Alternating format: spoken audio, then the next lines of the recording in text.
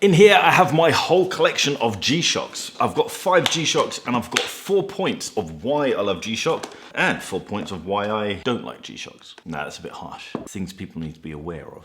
Let's talk about G-Shocks. I've been a fan of G-Shocks for a very long time. They're probably the first watch that I remember really wanting. At school, everyone had G-Shocks, and so I wanted to get on that train. My dad was based in Germany at the time, and I bought I think it was like a NATO G-Shock from the NAFI, which is like the military shop on base. That was just your normal DW6900, but the whole thing was completely blacked out, which, thinking back, makes it super cool. There was no paint within any of the text. But at the time, all my mates thought it was a fake G-Shock because it had no paint within the text. That got sold on eBay a long time ago, but since then I've interviewed Mr. eBay, the guy who actually invented the G-Shock back in the 80s. He had an idea for this essentially indestructible watch, but the bigwigs at Casio completely rejected the idea. They weren't interested because Mr. eBay couldn't make it work. But he was determined to create this watch that essentially had the movement suspended within inside the case of the watch. His story is really fascinating, and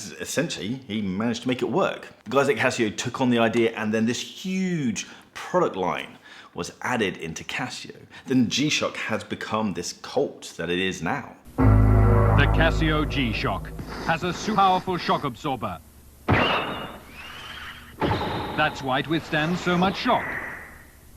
I'll put a link in the description for that interview down at the bottom. So the first watch that I'm going to show you is this one. This is probably my oldest G-Shock. This is my Global Red Bar Meetup 2019. But this is a watch that brought me back into the fold of G-Shock and made me realize that actually, G-Shock plastic watches that are essentially what G-Shock are, they're pretty fun. And that's kind of the first point that I love about G-Shock, is that they are just fun, solid watches.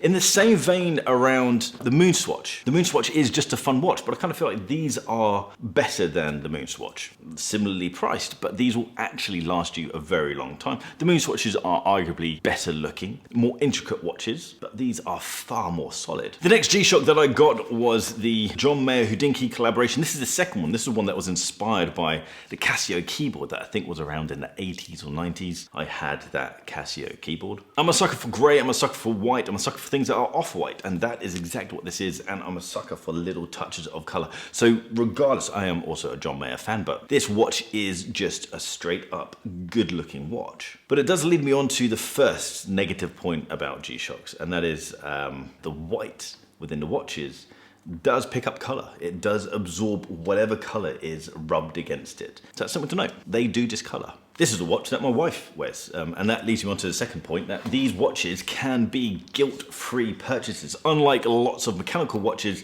especially watches that come on bracelets, because it's a bracelet, it's sized to your wrist, therefore it's tricky for the whole family to enjoy them. This is my family watch collection. One of my sons wears the Red Bar G-Shock, my wife wears the John Mayer G-Shock, and then my other son wears this G-Shock. This is the Bamford. This is the first version of the Bamford G-Shock. My son loves it because blue's his favorite color, but he also loves the fact that he's learnt that rare watches are cooler. And this is a legitimately rare watch. This completely fits into the fun category of them, and also the collecting aspect. That's kind of a plus point about these watches.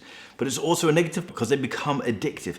There are so many iterations of G-Shocks that you just kind of want to catch them all. You can just walk past a G-Shock dealer and just see something that's fun, and that's exactly what happened with this guy. This is my clear G-Shock, although I'm a bit annoyed that the strap isn't completely clear. It kind of has a gradient into white.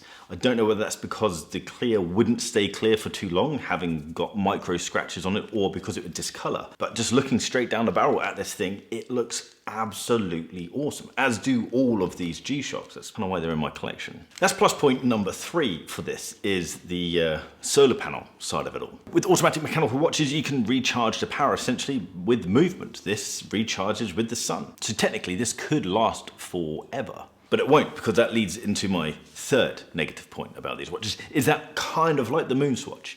They are disposable watches. The straps will perish, or they'll discolor, or the glass will just get scratched to the point where you can't see it. That being said, if you've got to that point with a G-Shock, you've probably had a lot of fun with it. Whilst we've got this negative display G-Shock, I will have to add the fourth and final negative point, and that's the light. The lights on these things they work, but I feel like it's 2024. We can move beyond a tiny little LED sitting in the corner of the watch. The whole display should light up. I kind of feel like that should be a thing. The final plus point about these watches and why I love them is that there is a legitimate cult around G-Shock. They are very affordable watches. You can get G-Shocks from 50 quid up to a couple of £1,000. There's something literally for everyone. This isn't a sponsored video. That sounds like a sales pitch. But that's kind of the fun thing around G-Shock. You can wear a Rolex, you can wear an Omega, and people will think, oh, what are you trying to say?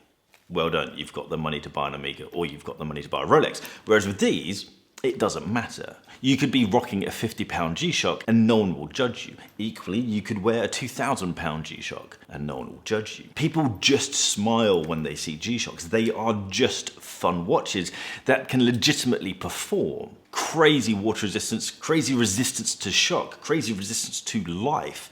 And that's kind of the cool thing about these watches. They're just fun. Everyone accepts them, and that's kind of where I feel like there's a bit of a cult around G-Shock. Not in the negative light, I feel like it's a good cult, it's a happy cult. It's the part of the watch community where everyone's just happy. This is my final G-Shock, and this is the latest version of the Bamford. I'm not a particularly colourful person. I wear black, grey and jeans, and that's pretty much me. And so I like G-Shocks because they allow me to have a little bit of colour in my outfit. On that note, if G-Shocks aren't your thing, but you do want a bit of colour, check out one of these straps. This is a very conservative Mark 20 by IWC. Put it on a fun, colourful strap, and immediately it changes the context of this watch. This is our ribbed strap over at barkandjack.com. I'll put a link for this in the description down below. But guys, what do you think of my G-Shock collection? What do you think of my points of love and points of non-love about G-Shock? I just think they're fun. I've got moon swatches. I enjoy moon swatches. I think they're fun. But I think if you want a sensible purchase that is also fun, G-Shocks. I think G-Shocks are the way forward. What's your favorite G-Shock, and do you have any information about the NAFI blacked out G-Shock, the DW6900? Because it'd be quite interesting to understand the story behind that. If you like this video, hit the thumbs up button. If you like the style of this video, hit the subscribe button and that little bell icon so you get notifications when I drop a new video. If you want to check out watch straps and watch accessories, jump over to barkandjack.com. And if you're on Instagram, give me a follow at barkandjack. I'll see you guys soon. Take care.